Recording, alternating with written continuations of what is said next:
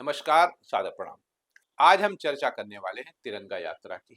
उस तिरंगा यात्रा की जो ऑपरेशन सिंदूर की सफलता के बाद भारतीय जनता पार्टी ने इस आशा और विश्वास के साथ शुरू किया है कि इसके राजनीतिक लाभ बिहार चुनाव में जरूर कैश होंगे। यही कारण है कि तिरंगा यात्रा का आयोजन करने वाली भाजपा ने अब इसका दायरा बढ़ा दिया है। पहले तिरंगा यात्रा को ब्लॉक लेवल या विधानसभा स्तर तक निकाला जाना था, मगर अब इसे ग्राम स्तर तक आयोजित किया जा रहा है। तिरंगा यात्रा के जरिए जहां भाजपा माहौल बनाकर विपक्ष द्वारा उठाए जा रहे सवालों की काट में जुटी है, वहीं गांव-गांव पहुंचने की पार्टी की इस कवायद का मकसद पंचायत चुनाव है। पार्टी ये मानकर चल रही है कि ऑपरेशन सिंदूर की सफलता एक ऐसा मुद्दा है जिसके सामने न बेरोजगारी चलेगी, न महंगाई चलेगी, न भ्रष्टाचार पर सवाल होगा और न ही भाजपा नेताओं के कुकृत्यों और उनकी गैर जिम्मेदाराना जबान पर चर्चा होगी।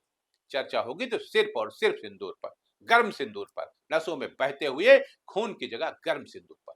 मोदी की नसों में लहू नहीं, गरम सिंदूर बह रहा है। भाजपा जानती और मानती है कि तिरंगा के जोश और सिंदूर की गर्माहट से लोग ये भी भूल जाएंगे कि मध्य प्रदेश के उप मुख्यमंत्री ने सेना को लेकर क्या कहा था। सुनिए। और यशस्वी प्रधानमंत्री जी को हम धन्यवाद देना चाहेंगे और पूरा देश की वो सेना, वो सैनिक उनके चरणों में नतमस्तक है। उनके चरणों में पूरा देश नतमस्तक है। उन्होंने जो जवाब दिया है उसकी जितनी सराहना की जाए, जितना कहा जाए, एक बार उनके लिए जोरदार ताली बजा करके जाए। भाजपा ये भी जानती है कि तिरंगा के जोशीले गीतों के आगे लोग ये भी भूल जाएंगे कि मध्य प्रदेश के मंत्री ने कर्नल सोफिया के बारे में क्या कहा था। इनको भी सुन लीजिए। जिन्होंने हमारी बेटियों के सिंदूर उजाड़े थे, वही कटे पिटे लोगों को हमने उन्हीं की बहन भेज करके उनकी ऐसी की तैसी करवाई। एक बार मोदी जी के लिए जोरदार ताली बजाएं। उन्होंने कपड़े उतार के हमारे हिंदुओं को मारा और मोदी जी ने उनकी बहन को उनकी ऐसी की तैसी करने हमारे जहाज से उनके घर।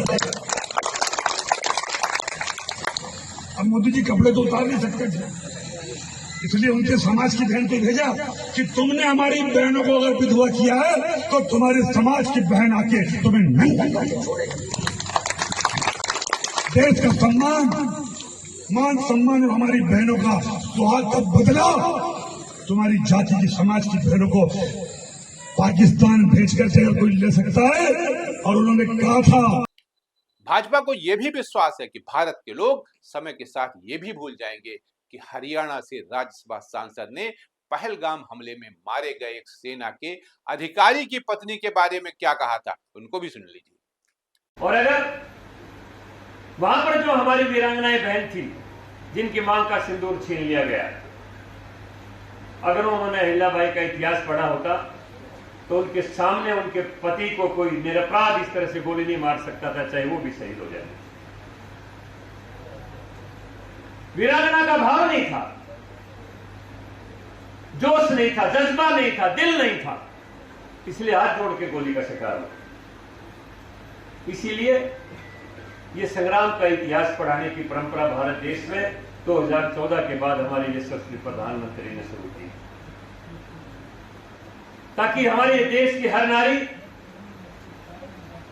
उसके अंदर अहिल्याबाई का जज्बा हो, उसके अंदर झांसी की वीर रानी का जज्बा हो। अगर वो धर्म के ऊपर चले तो वो सावित्री बने, मदालसा बने, साध्वी बने। इसकी तो अभी कुछ दिन पहले ही शादी हुई थी। वैसे प्रधानमंत्री मोदी ने शायद आम आदमी की भावनाओं को समझ लिया है, तभी तो उन्होंने पिछले दिनों एनडीए के मुख्यमंत्रियों और उप मुख्यमंत्रियों की एक बैठक को संबोधित करते हुए कहा था कि सार्वजनिक टिप्पणियों में नेता संयम बरते, क्योंकि गलत बयानी से पार्टी की छवि को नुकसान पहुंचता है। इसके बावजूद लोकसभा सदस्य निशिकांत दुबे ने फिर ऐसा बयान दिया जिससे उनकी चारों तरफ फजीहत हुई। ये बयान उन्होंने भारत भूमि पर नहीं बल्कि विदेशी धरती पर दिया, जिस पर खूब बहस हुई। आपको निशिकांत दुबे का बयान सुनना चाहिए ताकि आप ये बात अच्छे से समझ सकें कि ये सब कुछ प्रायोजित तथा पहले से तय रहता है, ताकि भारत के लोग तथ्यों पर नहीं बल्कि तर्कों पर बहस करते रहें और जीवन यापन करते रहें। आतंकवाद का कोई धर्म नहीं होता। पहलगांव की घटना जो है एक अलग घटना है कि पहलगांव में धर्म के आधार पर जो है पहली बार मारा गया, लेकिन जनरली ये माना गया है कि आतंकवाद जो है वो बाउंड्री के बाहर है और धर्म से ऊपर है।